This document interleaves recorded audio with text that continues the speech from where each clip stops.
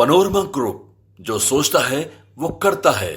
23 तारीख को झारखंड में भी हम लोग प्रधानमंत्री नरेंद्र मोदी जी की सोच वाली डबल इंजन की सरकार झारखंड में भी 23 तारीख को हम लोग बनाने जा रहे हैं। उसी के प्रचार के लिए झारखंड में था, वहां से आते आते थोड़ा सा विलंब हुआ, पर उसके बावजूद जिस जोश, जिस उत्साह और जिस भारी संख्या में आप लोग यहाँ पर मौजूद हैं, इससे एक बात तो तय है कि 23 तारीख के परिणाम बेलागंज के लिए मात्र औपचारिकता है। आज ही आप लोगों ने परिणामों की घोषणा कर दी है, तो इनको अग्रिम बधाई ही हम देते हैं मनोरमा जी को। साथियों, पर ये चुनाव मनोरमा जी के लिए जीतना जरूरी भी है। जी के नेतृत्व में राष्ट्रीय स्तर पर और बिहार में मुख्यमंत्री नीतीश कुमार जी के नेतृत्व में जिस मजबूती के साथ एनडीए सरकार आगे बढ़ने का काम कर रही है, जिस मजबूती के साथ विकास करते हैं कि कैसे हम लोग प्रधानमंत्री जी की योजनाओं को धरातल पर उतरने से रोकें, कैसे मुख्यमंत्री नीतीश कुमार जी के विकास के कार्यों को हम लोग आगे बढ़ने से रोकें, कैसे हम लोग हमारे ही लोगों को, बिहारियों को ही जात पात धर्म मजहब में बांटकर एक दूसरे के साथ लड़वाने का काम करें, ताकि जब हम लोग लड़े तो ये विपक्षी दल के नेता अपनी राजनीतिक रोटियां सेकने का काम करें। पर साथियों, ऐसे में जरूरी है हमें एकजुट रहने की। सोचिए, देश के एक ऐसे प्रधानमंत्री और प्रदेश के एक ऐसे मुख्यमंत्री जिनके तालमेल से आज बिहार तीव्र गति से विकास के कार्यों को अंजाम दे रहा है।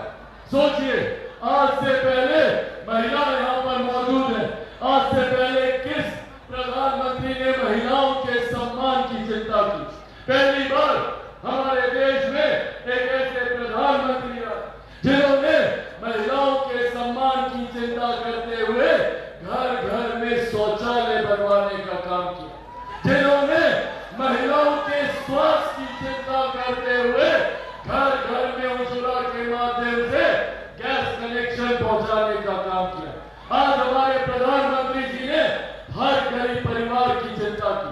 इससे पहले किसी गरीब परिवार में कोई बीमारी आती थी तो हम लोगों को जमीन गिरवी रखनी पड़ती थी, महिलाओं को अपने जेवर बेचने पड़ते थे। पर आज प्रधानमंत्री जी की देन है कि आयुष्मान योजना के माध्यम से भगवान न करे, पर अगर घर पे कोई बीमारी आती है तो आयुष्मान के माध्यम से 5-5 लाख रुपए का मुफ्त इलाज का प्रबंध हमारे प्रधानमंत्री जी ने करा। आज हम लोग को गर्व होता है कि भारत दुनिया की 5वीं सबसे बड़ी अर्थव्यवस्था बना है, तो ये देश हमारे प्रधानमंत्री नरेंद्र मोदी जी की है। साथियों, अर्थव्यवस्था से अर्थशास्त्रियों का विषय नहीं है। जब देश की अर्थव्यवस्था मजबूत होती है तो राज्यों को ज्यादा राजस्व मिलता है, हर जिले में विकास की योजनाओं के लिए ज्यादा पैसा मिलता है, हर गरीब व्यक्ति के हाथ में ज्यादा कमाई आती है, प्रति व्यक्ति आय में इजाफा होता है। साथियों, अभी तो 5वें नंबर पर है, पर अगले 5 साल में, अगले लोकसभा चुनाव से पहले हमारा भारत दुनिया की तीसरी सबसे बड़ी अर्थव्यवस्था बनने जा रहा है। ये है हमारे प्रधानमंत्री जी की, और उन्हीं के साथ मजबूती से कदम मिलाकर चलने वाले हमारे मुख्यमंत्री जी की योजना, जिसने बिहार में हमारी बहनों को सम्मान देने का काम किया, सरकारी नौकरी में उनको आरक्षण देकर महिलाओं को आगे लाने का काम किया, शिक्षा विद्यालय के स्तर से ही बच्चियों को साइकिल देकर, छात्रों को साइकिल देकर जिस तरीके से मुख्यमंत्री नीतीश कुमार जी ने हमारे प्रदेश के युवाओं को आगे बढ़ने का अवसर दिया है, और जिस तरीके से ये डबल इंजन की सरकार चल रही है, जरूरी है कि हम लोग इस डबल इंजन की सरकार को और मजबूती देने का काम करें। जहां एक तरफ हमारे प्रधानमंत्री ने गांव और शहर की दूरी को कम करने का काम किया, तो वहीं सरहदों से हमारी सीमाएं कैसे सुरक्षित रहे, इसकी चिंता भी हमारे प्रधानमंत्री ने की। जहां हमारे प्रधानमंत्री ने गांव में सुविधा देने की सोच रखी, तो अंतरिक्ष के माध्यम से भी कैसे देश विकास की राह पर आगे चले, इसकी चिंता भी हमारे प्रधानमंत्री ने की। हमारे प्रधानमंत्री ने जहां एक तरफ अर्थव्यवस्था को मजबूत किया, तो वहीं दूसरी तरफ हमारी आस्था को भी सम्मान देने का काम किया। सोचिए, पिछले 500 साल से एक टेंट के नीचे प्रभु श्री राम विराजमान थे। 500 साल से किसी ने उनकी चिंता नहीं की। आजादी के 75 साल में किसी प्रधानमंत्री ने प्रभु श्री राम के बारे में नहीं सोचा। पहली बार देश में एक ऐसे प्रधानमंत्री आए, आदरणीय नरेंद्र मोदी जी, जिन्होंने रामलला के लिए भव्य मंदिर अयोध्या में भव्य राम मंदिर का निर्माण कराकर उनकी प्राण प्रतिष्ठा कराने का काम किया। एक प्रधानमंत्री जो आस्था को भी सम्मान देते हैं, एक प्रधानमंत्री जो गरीबों की भी सोच रखते हैं, एक मुख्यमंत्री जो बच्चों की भी चिंता करते हैं, तो बुजुर्गों का भी ख्याल रखते हैं। जरूरी है इस सोच को बढ़ावा देने की। मेरी रगों में भी वही सोच है। मेरे नेता, मेरे पिता आदरणीय रामविलास पासवान जी ने अपना पूरा जीवन गरीब लोगों के लिए समर्पित किया, समाज के गरीब वंचित लोगों के लिए समर्पित करने का काम किया। आज मुझे गर्व होता है जब मैं हाथ में मोबाइल फोन देखता हूँ। ये दिन मेरे नेता, मेरे पिता जब वो दूर संचार मंत्री थे, उस वक्त भारत में पहली बार मोबाइल फोन आया था, पर उनको दुख इस बात का होता था कि वो अमीरों की जागीर था। उस दिन मेरे नेता आदरणीय रामविलास पासवान जी ने एक कसम खाई कि जब तक हर रिक्शा वाला, हर ठेला वाला, हर गरीब व्यक्ति के हाथ में जब तक मोबाइल फोन नहीं पहुंचा दूंगा, मैं भी चैन की सांस नहीं लूंगा। और आज उनका वो सपना पूरा हुआ। आज उनके जाने के 4 साल के बाद भी दुनिया की सबसे बड़ी गरीब कल्याण की योजना, जिसको मजबूती से मेरे प्रधानमंत्री आदरणीय नरेंद्र मोदी जी ने स्वरूप देने का काम किया, जिसको बिहार राज्य में मजबूती से धरातल पर उतारने का काम मेरे मुख्यमंत्री नीतीश कुमार जी ने किया।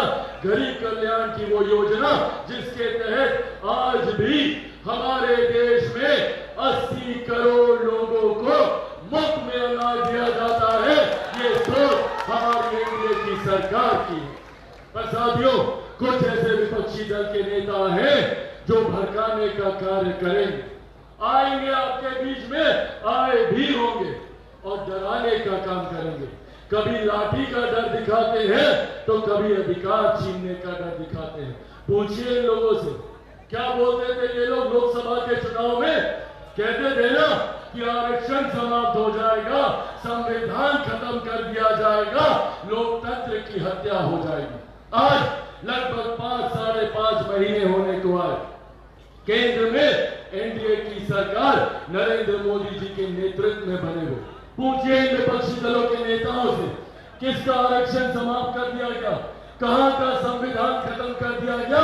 कौन से लोकतंत्र की हत्या कर दी गई? ये लोग सिर्फ डराकर हम लोगों का वोट लेने की सोच रखते हैं। ये वो लोग हैं जिसमें गठबंधन में तमाम घरे लिप्त रहने का काम करते हैं और ये हम लोगों को डराने का काम करते हैं। आज साथियों, आप लोगों के सामने मैं, मेरे नेता, मेरे पिता नहीं जा पाएगा, तो क्या आप लोग चिराग पासवान घर घर जाकर बस ये संदेश दीजिएगा कि हमारी बहन मनोरमा देवी जी को भारी मतों से आप लोगों को विजयी बनाना है। आप लोगों को पता है ना कितने नंबर पर बटन दबाना है? सबको पता है एक नंबर? दिखाइए तो फिर एक नंबर, एक नंबर, एक नंबर, एक नंबर। और कौन से छाप पर? तीन छाप पर। तीन छाप पर जब आप बटन दबाइएगा साथियों, तो वो ना सिर्फ मेरे प्रधानमंत्री नरेंद्र मोदी जी को मजबूती देने का काम करेगा, बल्कि मेरे मुख्यमंत्री नीतीश कुमार जी को भी मजबूती देने का काम करेगा, उपेंद्र कुशवाहा जी को भी मजबूती देगा, आदरणीय जीतन राम मांझी जी को भी मजबूती देगा, और आप सबके भाई, आप लोगों के बेटा चिराग पासवान को भी मजबूती देने का काम करेगा। साथियों, अपनी बातों को समाप्त करने से पहले एक विषय मैं अपने तमाम उन होमगार्ड साथियों के बारे में मैं कहना चाहता हूं। अभी कुछ समय पूर्व मुख्यमंत्री जी के संज्ञान में पुनः ये विषय मेरे तमाम होमगार्ड के साथियों ने देने का काम किया। निरंतरता में मैं भी इस विषय को लेकर उनके साथ चर्चा में हूं, और उम्मीद ही नहीं पूरा विश्वास है कि मुख्यमंत्री जी के आदेश से जल्द हम लोगों की बातों को पूरा करके अभ्यर्थियों की नियुक्ति को करने का काम किया जाएगा। ये भी मैं आप लोगों को आश्वासन देने का काम करता हूं। अंत में साथियों, इस खूबसूरत कार्यक्रम को आयोजित करने के लिए मंच पर जितने हमारे तमाम साथी हैं, उनका मैं धन्यवाद करूंगा। खास तौर पर जनता दल यूनाइटेड के हमारे प्रदेश मेरे भाई, हमारे पुराने साथी उमेश कुशवाहा जी का मैं धन्यवाद करूंगा। यहाँ पर मौजूद बिहार सरकार